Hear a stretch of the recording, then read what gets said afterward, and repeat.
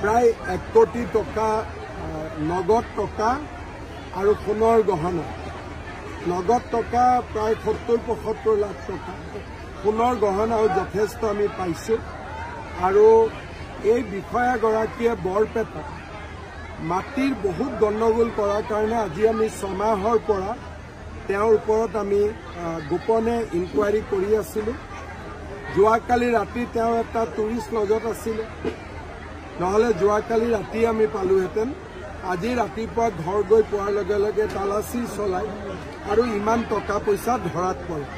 গুৱাহাটীত গ'লে মই আৰু বিতং প্ৰতিবেদন লাভ কৰিব পাৰিম। প্ৰতিবাৰে দুৰ্নীতিৰ ক্ষেত্ৰত কিয় ৰাজহচক্ৰৰ বিষয়াসকলে জড়িত?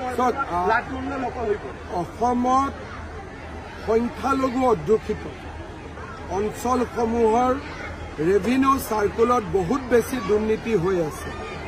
এই বিষয়াগৰাকীয়ে আমাৰ হিন্দুৰ মাটি সন্দেহযুক্ত মানুহলৈকে ট্ৰান্সফাৰ কৰাৰ কাৰণে তেওঁক আমি স্ক্ৰিনিঙত ৰাখি থৈছিলোঁ। 6 মাহৰ পৰাই তেওঁৰ গতিবিধি আমি চাই আছিলোঁ। বৰপেটাত ৰাজহচক্ৰৰ বিষয়া হৈ থাকোঁতে হিন্দুৰ মাটি তেওঁ সন্দেহযুক্ত লোকলৈ টকা লৈ পেলাই হস্তান্তৰিত কৰিছিল, আৰু সেইকাৰণে আজি আমি কঠোৰ ব্যৱস্থা লৈছোঁ।